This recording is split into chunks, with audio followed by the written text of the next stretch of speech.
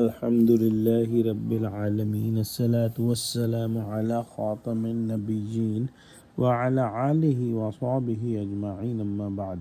Fa'udhu billahi minash shaytanir rajim. Bismillahir rahmanir rahim. Qala Allah ta'ala fi Surah Bani Israel.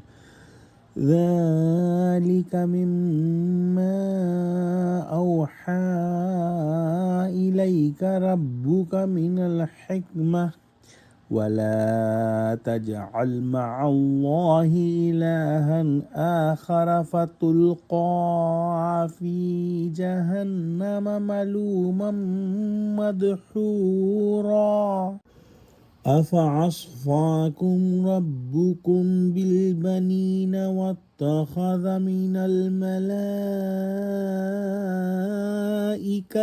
إناثا إنكم لتقولون قولا عظيما.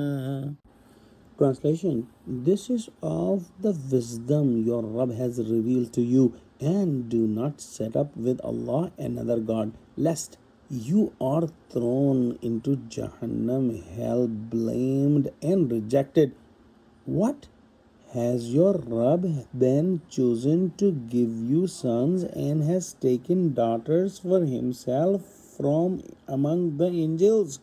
Surely you speak an awfully grievous saying. In the preceding verses, Allah subhanahu wa ta'ala imparted profound and abundant counsel, wisdom, knowledge, and ethical refinement which human intellect recognizes and attests to as truth. These teachings were conveyed directly to Prophet Muhammad sallallahu alaihi wasallam through divine revelation, that is wahi, and by extension to the entire community of believers. Allah subhanahu wa ta'ala began these exhortations with the principle of monotheism.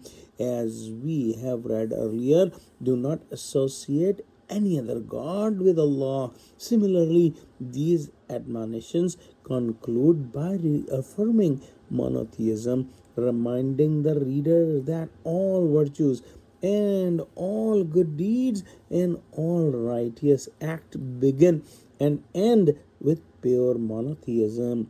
Such is how it ought to be. The Quraysh, the people of Arabia, committed grievous blasphemies against the majesty of Allah subhanahu wa ta'ala. These mushriks dared that Allah subhanahu wa ta'ala had offspring, and worse than that, they chose sons for themselves while attributing daughters to Allah. The idolaters of Arabia used to claim that Allah subhanahu wa ta'ala had taken daughters for himself.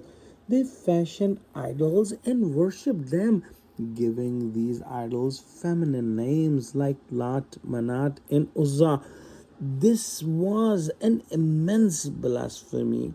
They chose themselves sons, yet they assigned daughters to Allah, God forbid. They attributed to Allah subhanahu wa ta'ala what they themselves disdained. They claimed that these idols, so-called angels, were Allah's daughters, and they believed these idols would intercede on their behalf before Allah. We seek refuge in Allah. We pray that Allah subhanahu wa ta'ala make us firm, sincere, and complete monotheists. Ameen.